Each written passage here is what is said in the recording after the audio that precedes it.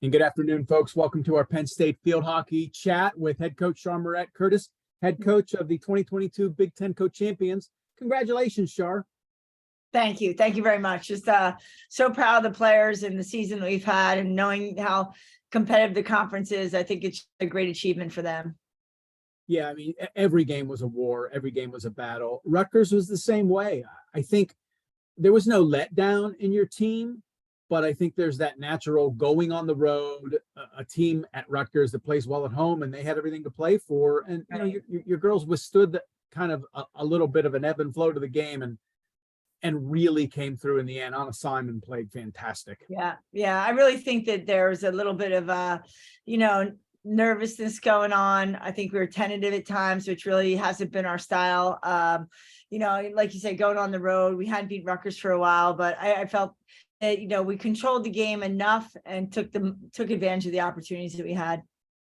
So we have the first round bye heading into the Big Ten tournament in Columbus. It starts Thursday. We will not play till Friday at 1:30.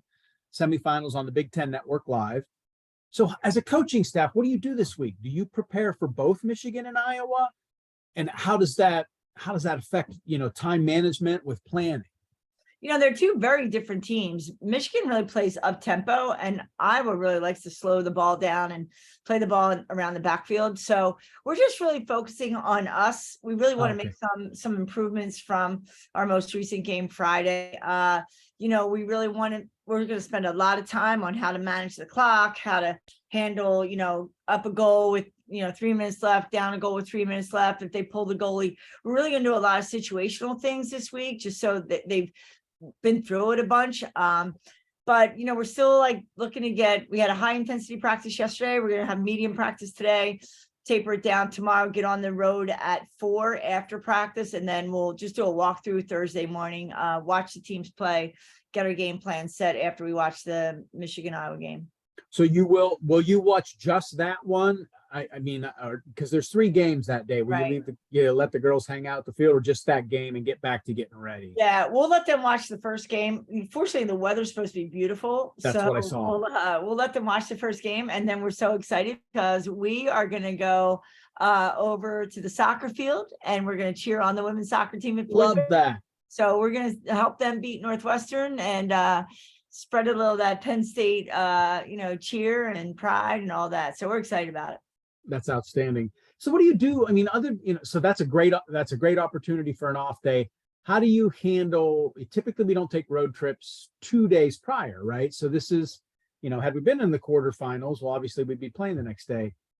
Do you do anything different in terms of managing how the girls do they get more off time? Do they get more free time? They obviously have classes they have to concern themselves with. Not really. Our schedule is pretty much set. They know that we're going to have a walkthrough at 8 o'clock, and then I'll go to 9:30, 9:15, come back, get breakfast. And then just, we'll have a team meeting, and then LB, Laura, and I will go off to watch the game. We'll bring the kids, obviously, going to watch that game. And then they'll get lunch, go back, rest up in the room. They can watch the other games on the network or on their computers, and then get some lunch. We'll gather them at about 4:15 and go over to the soccer field, get them cheered on for a half. We're going to stay there for a first half, and then they'll go back, rest a little bit before dinner, team meeting after dinner. So I think the day is going to go pretty quickly for them. We don't want to overschedule them. We just want to make sure that it's quality time with what we're doing. How do you manage? Do you worry too much about, that's only 2 games in 3 days. That's the beauty of the first round bye. You might have to concern yourself with minutes on Thursday. You obviously have to win every game, and you want to get through that game, but it's nice having that first round bye. You don't really have to mitigate your minutes now. How important was that to you? Yeah, you know what? It's so interesting because, and when you're sitting there and when you're playing that game like we did last year, we beat Maryland. It was great to get that under our belt, and let's be ready for Rutgers. And I was sat around, and they unfortunately lost the next day that they played, and you're always wondering, is it better to have the bye, or is it better to jump into the tournament? So having 7 teams, we haven't had the bye for a while, so I just for us, we're just really make sure that we're staying engaged with our goals for the game, the tactics of the game, and not over overthink about, oh, we're going to be better rested than the other team, because that's just not the case. Everybody's Right. so competitive. So I think that for us, it's just really, making sure that, we're ready to go in the right way. Did you have your captain's meeting this week? We did. How'd that go? They're all doing well. We meet with them every Tuesday morning. They're great. We just talked to them about, they need to have all eyes on their teammates, checking in with them, get the temperature of the locker room, ready to roll at practice. They had an outstanding practice yesterday, high energy. I can't talk enough about the players, on the sidelines, and just the enthusiasm that they bring to our games. It really made a big difference for our players out there. And just when they get to practice, everybody's 100% in. So the other thing we talked about with the captains is just making sure that they have the voice on the field. Like, they need to be the communicators.